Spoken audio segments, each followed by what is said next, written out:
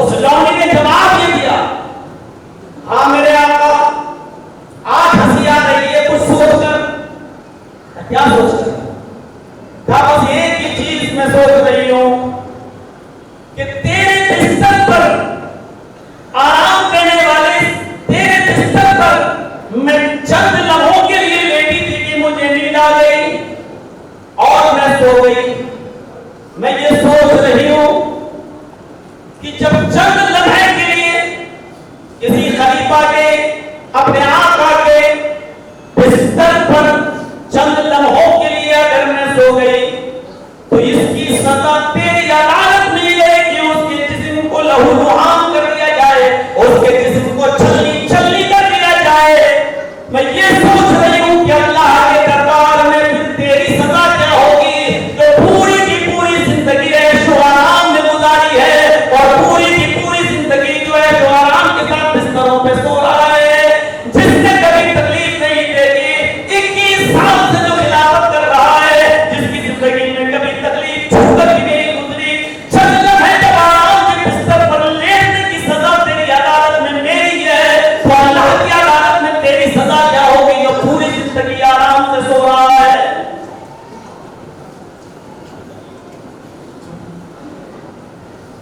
اس لڑکی نے، اس لونڈی نے مولانا جرجیز کی طرح 1.5 گھنٹے کی 2 گھنٹے کی تقریر نہیں کی تھی حمید الدین ابوالحامد کے سامنے، صرف یہی ایک مثال پیش کرنی تھی۔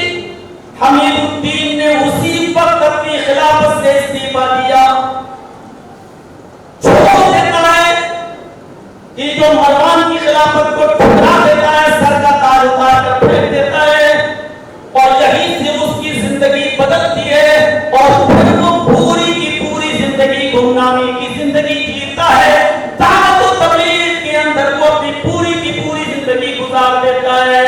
اس کے پاس رہنے کے لیے ایک جھونپڑی والا مکان رہتا ہے جس کے اندر کوئی پختہ اینٹ نہیں لگی ہے، صرف ایک جھونپڑی میں رہتا تھا، ایک چھپر میں رہتا تھا اور اسی چھپر کے اندر سے اس کا جنازہ ہوتا ہے۔ میرے پیارے ساتھی، اس نے پھر پوری زندگی گمنامی کی زندگی گزاری، اللہ سے توبہ کرتا رہا، کٹلاتا رہا اور روتا رہا، یہی سوچ کر کہ چند لمحے کے لیے وہ اس بستر پہ سو گئی تو میں نے اس کو یہ سزا دی۔ ہم نے تو پوری زندگی عیش و آرام میں گزاری، تو میری سزا اللہ کی عدالت میں کیا ہوگی؟ ایک ہی بھاگے میں اور ایک ہی جھٹکے میں اس کی اصلاح کر دی اور اس نے اپنی خلافت سے استعفا دے دیا اور پھر دعوت و تبلیغ میں اس نے اپنی پوری زندگی گزاری۔ پھر اس نے کبھی حکمرانی کی طرف پلٹ کر نہیں۔ ہم واقعات بیان کرتے ہیں اس لیے کہ اس سے عبرت حاصل کی جائے، عبرت حاصل کی جائے، لیکن ہم ایک کان سے سنتے ہیں دوسرے کان سے اڑاتے ہیں۔ محبت رسول کا جو پیمانہ قرآن بیان کرتا ہے وہ دو شبدوں میں دو لفظوں میں بیان کرتا ہے، اس سے کم پر سمجھوتا نہیں ہے۔ قُلْ إِنْ كَانَ آبَاؤُكُمْ وَأَبْنَاؤُكُمْ وَإِخْوَانُكُمْ وَأَزْوَاجُكُمْ وَعَشِيرَتُكُمْ وَأَمْوَالٌ اقْتَرَفْتُمُوهَا وَتِجَارَةٌ تَخْشَوْنَ كَسَادَهَا وَمَسَاكِنُ تَرْضَوْنَهَا أَحَبَّ إِلَيْكُم مِّنَ اللَّهِ وَرَسُولِهِ وَجِهَادٍ فِي سَبِيلِهِ فَتَرَبَّصُوا حَتَّىٰ يَأْتِيَ اللَّهُ بِأَمْرِهِ۔ یہ ہے محبت رسول کا پیمانہ، اس سے نیچے کوئی پیمانہ نہیں ہے، اور کسی کے پاس اس سے نیچے کا پیمانہ ہے تو وہ مومن ہی نہیں۔ بڑے ہو اپنے آپ کو محمد اسلم، محمد اکرم، محمد جرجیز، محمد فلاں، محمد فلاں، آپ ووٹر لسٹ میں مسلمان ہو سکتے ہیں، لیکن محمد رسول اللہ کے رجسٹر میں ہم باایمان نہیں کہلائے جائیں گے، مومن نہیں کہلائے جائیں گے۔ ووٹ پانے کے اعتبار سے ہماری انٹری ہوگی مسلمانوں میں، لیکن محمد رسول اللہ کے رجسٹر میں ہم مومن نہیں لکھیں گے۔ یہ محبت رسول کا یہ پیغام ہے۔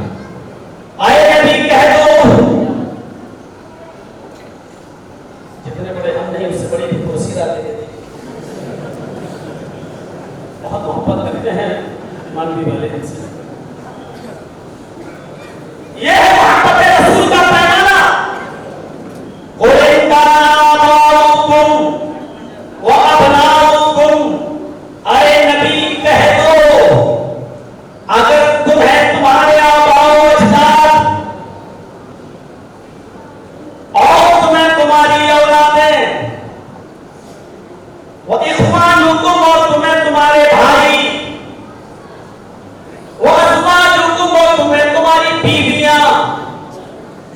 وعشیرتکم اور تمہیں تمہارا خاندان،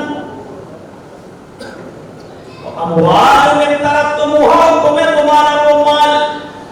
جس کو تم نے بڑی محنت سے کمایا ہے،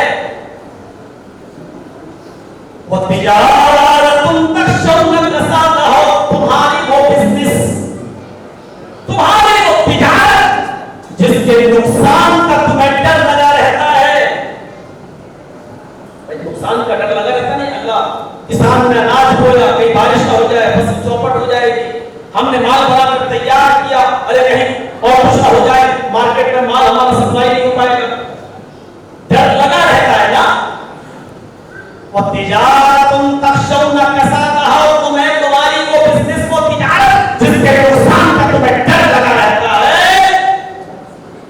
وَمَسَاكِنُ تَرْضَوْنَهَا اور تمہیں تمہارے وہ مکانات وہ بلڈنگیں جس میں تم رہتے ہو تاکہ عیش لے رہے ہو، جس کو میں رہ کے تم خوش ہوتے ہو، احب الیکم من اللہ ورسولہ اگر یہ ساری چیزیں تمہیں اللہ اس کے رسول سے زیادہ پیاری ہیں، پیمانہ دیکھیے، اگر یہ ساری کی ساری چیزیں تمہیں اللہ اس کے رسول سے زیادہ محبوب ہے، اللہ اس کے رسول سے زیادہ چہیتی ہے،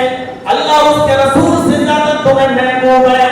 وجہاد فی سبیلہ اور جہاد فی سبیل اللہ سے زیادہ تمہیں محبوب ہے، فتربصوا حتی یاتی اللہ بامرہ تو اللہ کی طرف سے آنے والے کسی عذاب کا انتظار کرو۔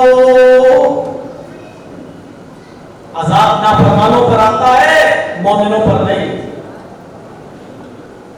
اللہ نے یہ نہیں کہا، ایک چیز یاد رکھیے گا، مثال پر غور کیجیے گا، اللہ نے یہ نہیں کہا کہ ماں باپ سے محبت نہ کرو، آباء و اجداد سے محبت کرو، اولاد سے محبت کرو، بھائیوں سے محبت کرو، بیویوں سے محبت کرو، خاندان سے محبت کرو، مال و دولت سے محبت کرو،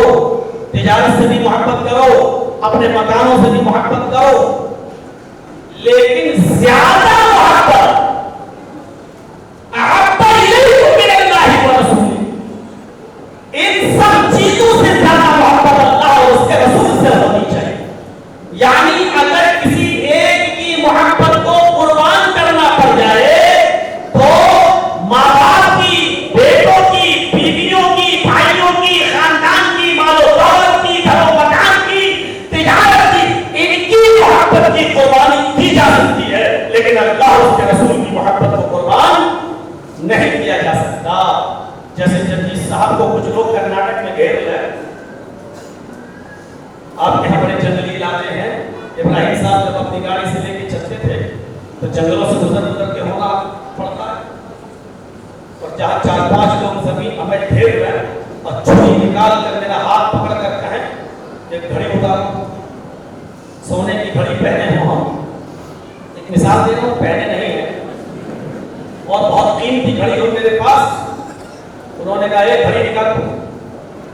اب جگجیت صاحب کے لیے گھڑی تو بہت قیمتی ہے، ایک سونے کی گھڑی ہو نہیں صاحب، انہوں نے ہاتھ کس کے پکڑا، چاقو نکالا، گھڑی دے رہا نہیں تو جلدی دے نہیں تو ہم ہاتھ کاٹنے لگے۔ اب دیکھیے گھڑی بھی پیاری ہے اور ہاتھ بھی پیارا ہے، گھڑی سے بھی محبت ہے اور ہاتھ سے بھی محبت ہے۔